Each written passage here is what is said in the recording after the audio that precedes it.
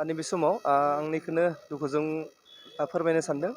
जोंनि खैराबारि दखरा बर' फरायसा आफादनि जि गायसनगिरि आफादगिरि मानगोनां बिथां नन्दराम बर' बिथांनि जि देहा सावस्रि जोबोद क्रिटिकेलाव दङ। बिथांनि मुङैनो जों दिनै बिथांनि देहा सावस्रिया जाहाथे गोग्गो देहा मोनफिनो बिखौ लानानै जों आफा इसोर बोराइ बाथौनि सेराव आर'ज गाबनानै जों आलारि बाथि सावदों।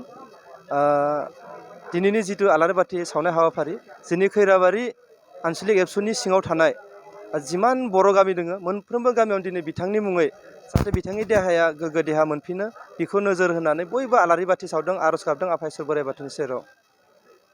आं नैबे समाव रायजो राजाखौ खावलायनो सानदों, जि समाव जों बर' हारिया जोबोद अलखदाव दङमोन बै समाव बिथांमोना रैखाथि थामोनथाय जौगाथायखौ नायनानै बिथांमोना जोंनि बर' समाजनि गोबां खामानि मावबोबाय, गावनि जिउखौ बावसोमबोबाय। ओंखायनो आं नैबे समाव जोंनि बर' समाज बा जोंनि बर' गामि बा जोंनि बर' सुबुंफोरखौ आं खावलायनो सानदों जाहाथे बिथांनि देहाया गोग्गो देहा मोनफिनो। आरो लोगोसेनो बिथांनि न'खरा जोबोद रांखान्थि हालोदा जोबोद गाज्रि। ओंखायनो आं नै समावबो खावलायनो सानगोन जे जाहाथे जोंनि हानाय सुबुंफोरा जाहाथे रांखावरिखौबो बिथांखौ मदद खालामो, जाहाथे बिथांनि देहा सावस्रि नायनायाव हेफाजाब होयो। आरो लोगोसे नैबे समाव आं खावलायबावनो सानगोन जोंनि बिटिआरनि सरकार आथिखालनि बिथांमोनखौ खावलायगोन जाहाथे बिथांमोनाबो बिथांनि देहा सावस्रिखौ जाहाथे नायनायाव हेफाजाब होयो रांखावरिजों।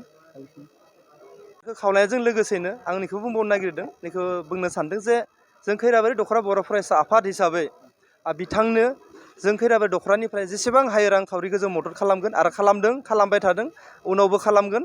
आरो मेडिकेल लांनायनिफ्राय जों दिनैसिम जों थांलाय फैलाय खालामदों, मेडिकेलाव दिनैनाय नायहैनाय जों खैराबारि दखरानिफ्राय कन्टिनिउवासलि बिथांखौ हेल्प खालामनो रेडि आरो खालामबाय थादों। आरो लोगोसेनो आं जोंनि दखरानि सिङाव थानाय जायफोर हागोन बिथांखौ जाहाथे न'आव थांनानै जाहाथे हेल्प खालामहैयो आं बेखौबो गुरैयै खावलायहरबाय खैराबारि दखरा बर' फरायसा आफादनि गोनां।